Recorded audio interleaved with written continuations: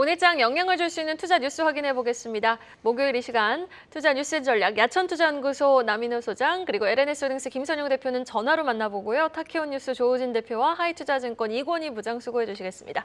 어서 오세요. 자, 밤사이 뉴욕 증시 소폭 하락으로 마감을 했죠. 시장의 시선은 또 오롯이 FOMC 의사록에 쏠리는 모습이었습니다. 첫 번째 이슈로 만나보시죠. 밤사이 CME 패드워치에서 당장 이번 달 금리를 올릴 확률은 88%를 넘어섰습니다. 매파적 기조의 FOMC 의사록 때문이었는데 그래도 그 매파 기조는 어느 정도 예상 범주 내의 수준이었죠, 김선용 대표님. 네, 뭐 우리가 예상한 거랑 달라진 건 전혀 없고요. 일단 FOMC 의사록에 대해서 제가 나온 얘기들 중요한 포인트 몇 가지 좀 말씀드려보겠습니다. 일단 노동 공급은 여전히 타이트하다는 얘기했고요. 비농업 고용 지수는 상당히 강한 모습이다. 하지만 실업률이 좀 올랐긴 올랐지만 3.7%라는 낮은 수치이기 때문에 걱정할 수준은 아니다라고 얘기했고요. 거의 모든 멤버가 금리 동결을 주장했지만 몇몇은 25bp 인상 어떠냐라는 의견 정도를 전달했다. 이렇게 나왔고요. 일단 뭐 여전히 약한 경기 침체가 올 수 있다는 게 연준의 대체적인 의견이다. 그래서 이제 긴축은 유지하지만 뭐 그것보다 더 이슈가 잘 풀릴 수 있다. 뭐 이렇게 지금 기조는 이어지고 있는 것 같습니다. 그리고 인플레이션에 대한 의견은 비슷했습니다. 뭐 공급과 수요의 밸런스는 개선이 되고 있고 4분기 이후에 PCE는 3%, 코어 PCE는 3.7%까지 내려올 것으로 예상하고 있다. 뭐 이렇게 했기 때문에 이것도 사실 그동안의 예측과 거의 비슷한 것 같고요. 부채 한도 협상이 끝나서 불확실성이 없어졌다는 것에 동의하고 있고 연준 위원들이 인플레이션이 좀 올라갈 수 있다는 거, 단기적으로 반등할 수 있다는 거에 동의했다. 뭐 이렇게 얘기했는데 사실 이것도 제가 중간에 방송에서 몇 번 말씀드렸었죠. 무조건 떨어지기만 할 수는 없다. 중간에 한번 반등이 나온다 하더라도 걱정하실 필요는 없다. 뭐 이렇게 말씀드렸는데 그것과 똑같은 기조라고 보시면 될 것 같고요. 하지만 뭐 그런 상황이 있다 하더라도 은행들은 강하고 버틸 수 있는 것에 동의한다. 얼마 전에도 스트레스 테스트 했는데 다 통과됐고 뭐 자본 규모 충분하다 이런 얘기도 나왔었기 때문에 이것도 우리가 신경 쓸 바 아닌 것 같고요. 일단 의사록 발표하고 나서 제가 지금 패드워치를 보고 있는데 25bp 금리 인상 가능성이 89.9% 그리고 이제 동결이 10.1% 나왔습니다. 아직 기간이 조금 남아가지고 26일이기 때문에 한 20일 정도 기간이 남았기 때문에 그 사이에 발표된 경제 지표 가지고 이게 또 분위기가 완전히 달라질 수 있거든요. 어쨌든 중요한 거는 경제 지표에 따라서 이제 앞으로 상황을 달리 처리하겠다고 했으니까 나오는 지표들 보시면서 중간중간에 바뀌는 거 있으면 계속 팔로우 해드리겠습니다. 네, 알겠습니다. FOMC 의사록 공개, 밤사이에 공개된 의사록이 다소 좀 매파적인 기조였지만 그래도 예상 범주 내의 매파적 기조였다라는 부분 정리해봤고요. 다음 기사입니다. 드디어 맞잡은 두 손, 삼성과 LG의 디스플레이 동맹 소식 확인해 보겠습니다. 다음 달 LG 디스플레이에 OLED 패널을 탑재한 삼성전자 TV가 출시될 예정입니다. 과연 이 동맹이 양사 모두에 윈윈할 수 있는 결과를 낳을 수 있을지 그 귀추가 주목되는데 김선용 대표님은 어떻게 보고 계십니까? 네, 저는 사실 이거 삼성이랑 LG를 따라가고 있는 OLED 업체 입장에서 봤을 때 되게 짜증나는 이슈가 될 수 있을 것 같은데 뭐 일일이 값쳤죠. 삼성전자가 빠른 이번 달에 이제 LG 디스플레이에 패널을 적용한 OLED TV를 출시할 수 있다는 소식이 나왔습니다. 일단은 뭐 저도 백화점 가서 봤었는데 그 7, 8월달 카탈로그에 이미 기존의 55, 65, 75형 OLED TV 모델 이외에도 83형 OLED 4K TV 모델이 추가가 됐더라고요. 근데 사실 이 84형 OLED 패널은 이제 LG 디스플레이가 단독적으로 생산하고 있는 제품이기 때문에 드디어 시작되었나라는 그런 생각을 한번 해봤는데 이게 나온 것 같습니다. 늦어도 8월 중에는 판매가 이루어질 것으로 예상이 되고 있고요. 사실 근데 올해 초부터 삼성전자가 이제 10년 만에 OLED TV 신제품 출시 얘기가 나왔었죠. 근데 그때부터 이제 큰 거를 하겠다. 뭐 이에 따라서 LG 디스플레이와 협업 가능성이 계속 제기돼 왔었는데 이게 드디어 빠른 8월 달에 현실화될 것 같습니다. 앞서 또 이제 1, 4분기 실적 컨퍼런스 콜에서 LG 쪽에서는 삼성과 협업의 가능성에 대해서 OLED 가치를 인정하고 향후 시너지를 낼 수 있으면 어떤 고객과도 적극 협업하겠다라고 답했기 때문에 사실 뭐 이거는 다른 라이벌 기업들도 어느 정도 다 예상을 하고 있었던 그런 부분이었던 것 같아요. 일단 LG 디스플레이는 내년에 200만 대, 이후에는 300에서 한 500만 대로 출하량을 늘리겠다는 전망이고 현재 삼성전자는 세계 TV 시장 점유율 1위긴 합니다. 하지만 가격 경쟁력을 앞세운 중국 업체들과 경쟁 중인데 경쟁이라 하더라도 사실 퀄리티가 많이 떨어지기 때문에 이거는 뭐 당장 뭐 직접적인 경쟁이 되는 것 같지는 않고요. 앞서 삼성 디스플레이 같은 경우는 2026년까지 총 4조 1천억을 투자할 계획인데 이거는 제가 봤을 때는 26년도, 27년도쯤 되면은 그때 이제 맥북이 OLED를 장착한 게 나와요. 그래서 아마도 이거를 조금 염두를 해둔 느낌이 좀 분명히 있는 것 같아서 이제 지금 당장보다는 뭐 한 3, 4년 후에는 이제 애플과 삼성 디스플레이와의 어떤 협업 관계도 우리가 한번 예상을 해볼 수 있지 않을까라고 판단하고 있고, 만약 된다고 하면 이것도 굉장히 좀 좋은 일이 되겠죠. 일단 뭐 중국의 BOE 같은 경우는 잘 아시겠지만 LCD 베이스라서 애플 외에는 현재 다른 고객사를 확보가 당장 어려운 상황이긴 합니다. 근데 애플도 점점 이제 OLED로 바꾼 추세이기 때문에 이제 중국도 이제 빨리 OLED 쪽으로 따라가려고 하는데, 사실 뭐 LCD나 POD 예전에 삼성이 잡았다가 그냥 삼성은 이거 던져놓고 OLED 쪽으로 넘어갔잖아요.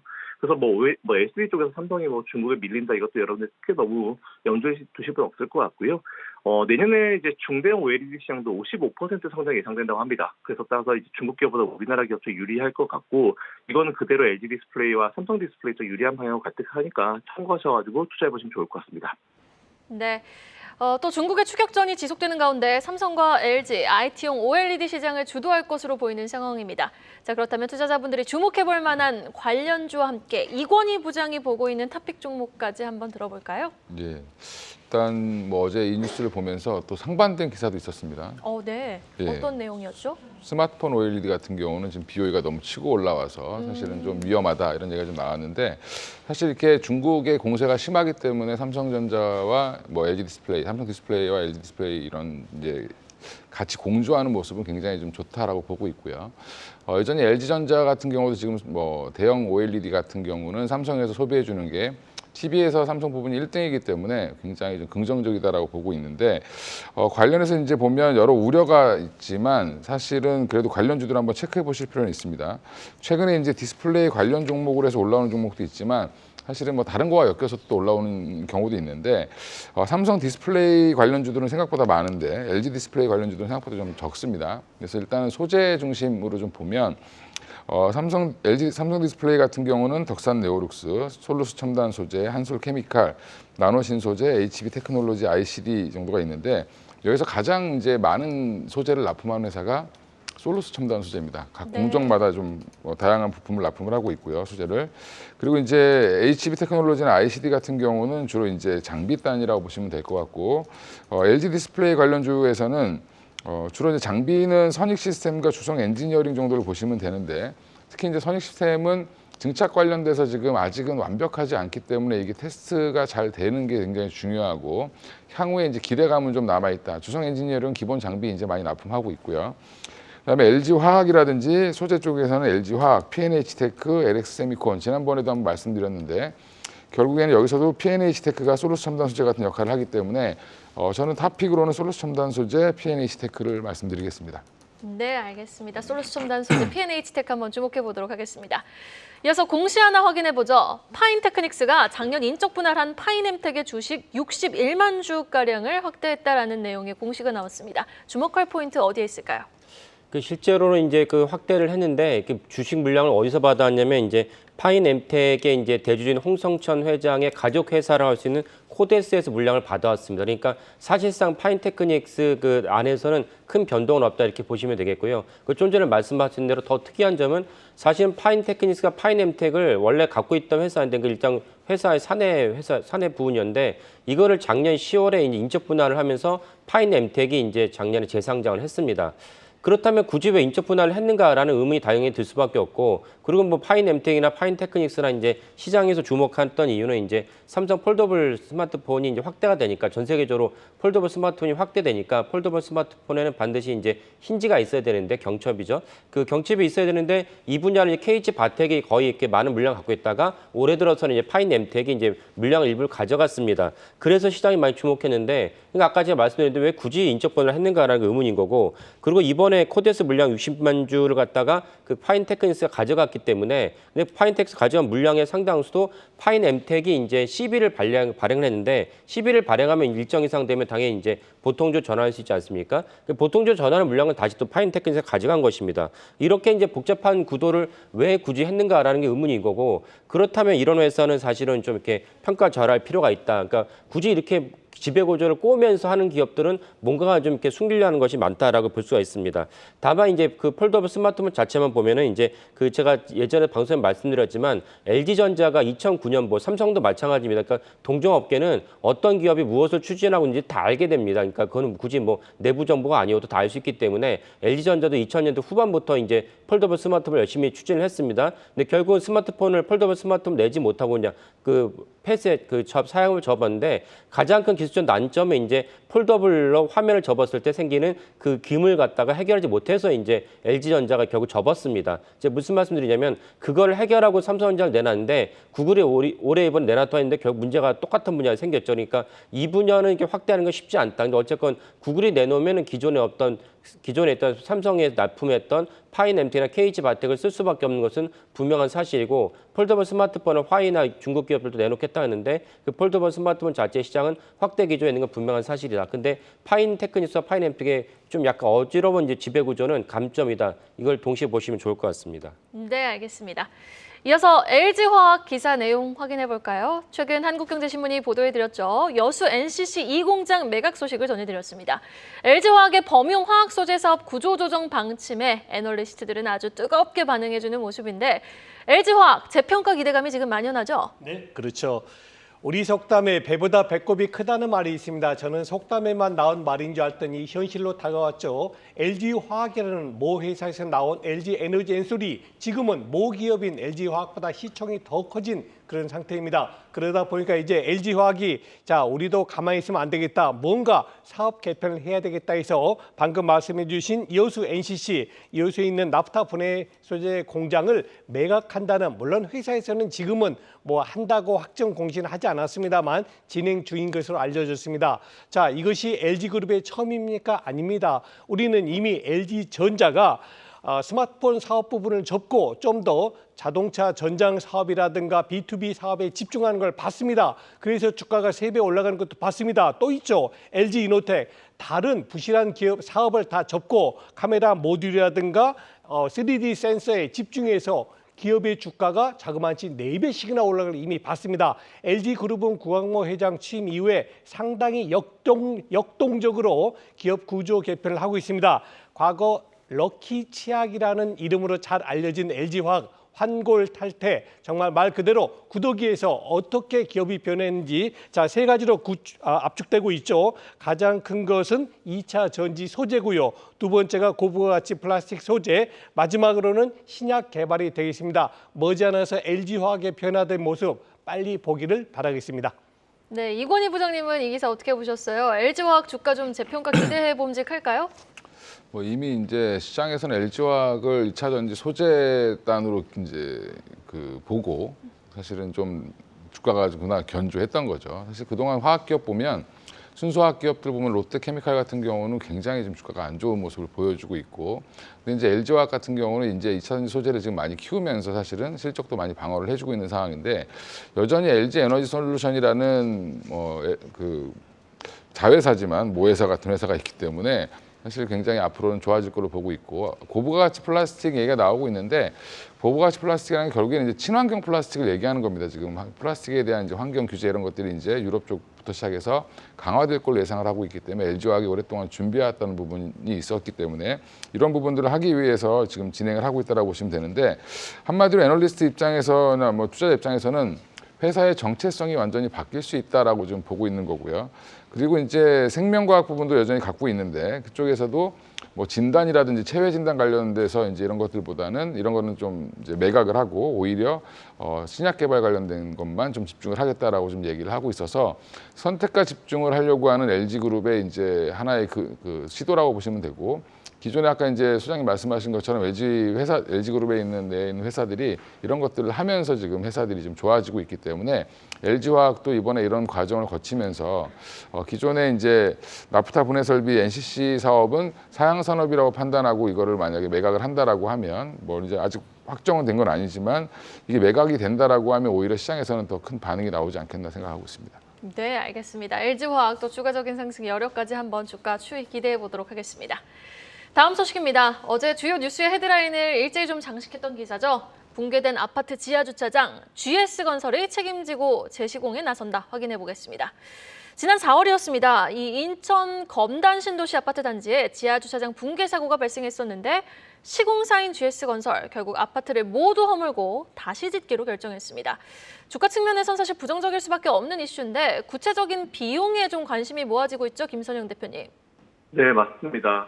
어저께 뭐 뉴스들 헤드라인들 보니까 뭐 순살 자의라는 그런 얘기가 있더라고요. 뭐 사실 순살 뭐 보통 우리가 치킨데 많이 나오는데 저 아파트에 이렇게 순살이 되면 안 되겠죠. 지하 주차장 붕괴 사고가 발생한 인천 검단 신도시 아파트 단지 전체를 재시공하겠다고 발표했는데 이건 뭐 당연한 것 같고요.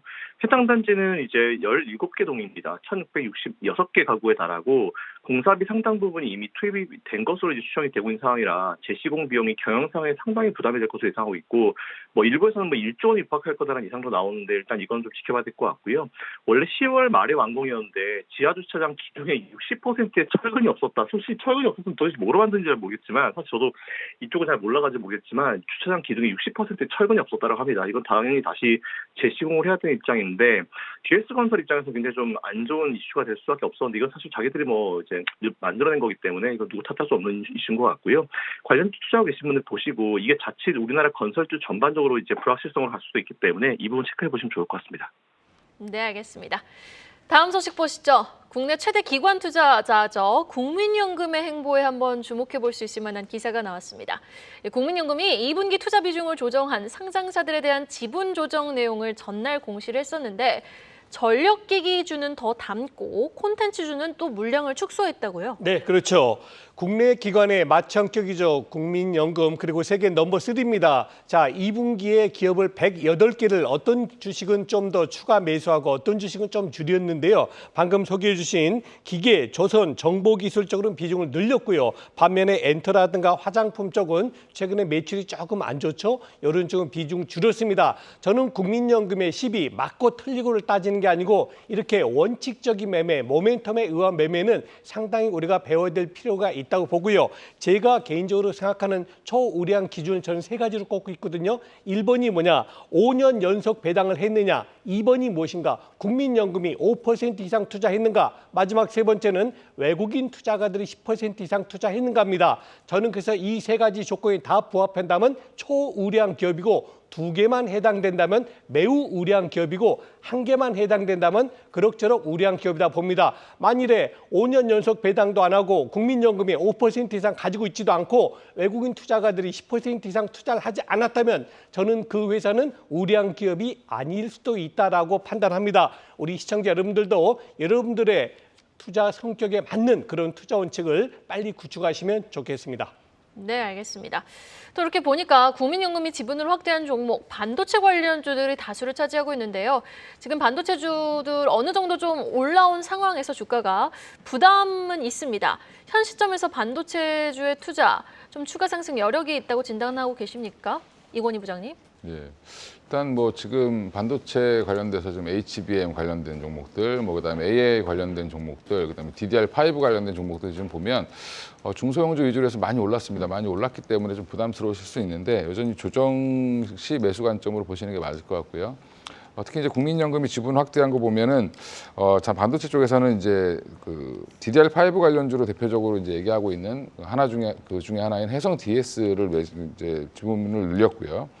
그 외에 이제 최근에 이제 어디든 자꾸 나온 디스플레이나 뭐 반도체나 삼성 그 파운드리 포럼에서도 계속 언급됐던 종목이 이제 DDI 구동칩을 만드는 LX 세미콘입니다. 그래서 LX 세미콘도 여전히 주목해 보셔야 될 필요가 있고, 그다음에 대덕전자 같은 경우도 최근에 이제 기판 FC BGA 관련돼서 지금 세컨 티어에 있는데 이게 지금 최고의 퍼스트 티어에 있는 삼성전기의 기술력을 따라붙고 있다라고 얘기가 지금 나오고 있는 상황이어서 대덕전자의 향후 행보도 굉장히 주목해 보실 필요가 있다라고 보고 있습니다. 그래서 이 세 종목은 저도 이제 개인적으로 좋게 생각하는 종목인데 국민연금에서도 같이 사주길래 저는 굉장히 좋다라고 보고 있고요. 네.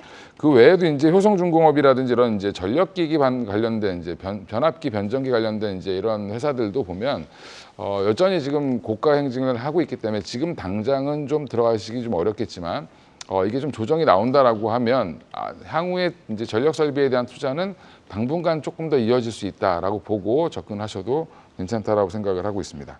네, 알겠습니다. 또 국민연금이 지분을 확대하고 있는 기관, 담고 있는 종목들 중에 또 매력도가 높은 종목 한번 진단해봤습니다. 마지막으로 공시 하나 더 확인해보죠. 콘텐츠 엔터주를 매도한 국민연금과는 반대로요. 모건 스탠리는 지금 JYP엔터의 주식을 약 174만 주가량까지 확대를 했다. 2,200억 원에 달하는 규모라고 지금 추산이 되고 있는데 투자자분들이 주목할 포인트 어디에 있을까요? 우리나라 지금 엔터가 작년 하반기부터 사실은 우리나라 국내에서만 머무르지 않고 세계적으로 뻗어나가고 있다는 것이 주가로 입증이 됐습니다.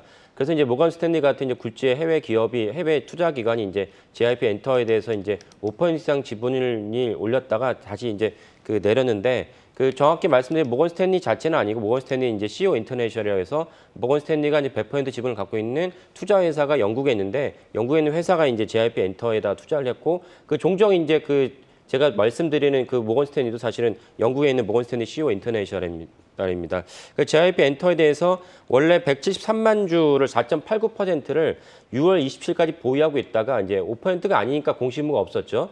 보유하고 있다가 이제 우리나라 모건 스탠리 같은 굴지의 기업들은 어떻게 하냐면 세계 곳곳에 있는 법인이 수시로 매도를 반복합니다. 그러다 보니까 이제 자기들 스스로가 이제 5% 넘을지 몰라서 이제 공시를 안 했다라고 이제 좋게 보면 이제 그게 추정이 됩니다. 물론 이제 의도적으로 이제 회피할 수도 있겠지만 어쨌건 이제 좋게 보면 그렇게 추정이 됩니다. 그래서 4.89%까지 6월 27일 갖고 있다가 매수 매도를 반복하다 보니까 사실 6월 28일 날 5.02% 그러니까 5% 넘었으니까 공시가 발생했죠. 그랬다가 또 다른 데서 또 이제 매도를 해버렸습니다. 매도를 해서 최종적으로는 4.9%를 갖고 있다라고 이제 공시를 했습니다. 그러니까 4.9% 갖고 있다는 5% 미만이니까 5% 미만이라는 건 무슨 얘기냐면은 어느 날 갑자기 주식을 갖다 확 팔아버려도 공시의무가 없습니다. 이 점은 좀 이렇게 불안한 요소이고 또 제가 몇 번 말씀드렸지만 모건 스탠리 인터내셔널 CEO는 예전엔 2주만 보유한 적도 있었습니다. 2주 보유했다가 아니다 싶어 이제 주식을 갖다가 지분을 갖다가 축소한 적도 있기 때문에 약간 찜찜하긴 하지만 어쨌건 전체적 기조를 봤을 때는 우리나라 엔터주에 대해서 너무 이제 좋은 어떤 성장세가 보이니까 이번에 모건 스탠리 CEO도 이제 그런 맥락에서 장기 보유하지 않을까라고 볼 수가 있고요.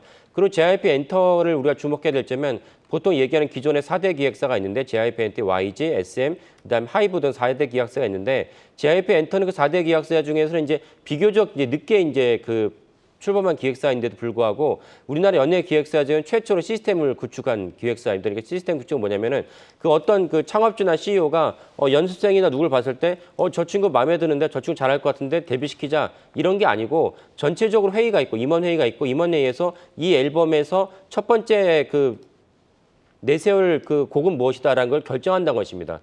이거는 사실은 되게 이제 주가나 이제 기업이라는 관점에서 되게 주목할 점이고 이 때문에 사실 JYP 엔터가 이제 일찌감치 많이 주목을 받았습니다. 이 주목을 받은 것이 올해 YTD, 올해 이제 수익 성장률을 보면 알 수가 있는데 올해 수익 성장률을 보면은 JYP 엔터가 이제 102%, 그다음에 YG가 70%, 하이브가 65%. 이 시스템 구축하는 제일 늦은 이제 SM이 44%입니다. SM은 그나마 올해 이제 카카오랑 이제 하이브 사이에 이제 여러 가지 경영과 분쟁이 붙으면서 많이 올라간 것이고요. 그러니까 사실 이런 점에서 JYP 엔터는 선도 기업이라 볼 수 있고 만약에 4대 기획사 중에서 어디를 갖다 픽을 할 것이냐라고 본다면 JYP 엔터가 유력하다고 봐야 되는 거예요. 왜냐하면 시스템 구축이 이제 체질화됐으니까. 시스템 구축이 중요한 이유는 이제 매출과 주가를 갖다가 바라보는 게 중요하지만 이렇게 보시면 됩니다. 연예 기획사라는 건 똑같은 풀에 왜냐하면 한국인을 상대로 이제 기획을 하는데 그럼 똑같은 맥락에서 누구를 연습생을 채택하고 누가 어디서 데뷔하는 것은 거의 비슷한 맥락입니다. 맥락인데 이걸 갖다 어떻게 이제 매출을 올릴 것이냐는 다른 맥락이기 때문에 이런 점에서 JYP 엔터가 중요하고 이번에 이제 주목하게 된 큐브 엔터의 여자아이들이 있지 않습니까? 여자아이들의 한 명이 원래는 이제 YG의 블랙핑크의 연습생이었습니다. 연습생이었다가 이런 맥락으로 연습생이 나온 다음에 이제 큐브 엔터 넘어간 것이거든요. 그러니까 이런 일이 사실 비일비재합니다. 그러니까 사실은 똑같은 인적 자원을 갖고 이제 상품을 만들어서 매출 올린다면은 이거는 시스템적으로 운영하는 JYP 엔터가 되게 눈여겨봐야 될 기획사다, 종목이다 이렇게 볼 수 있겠습니다.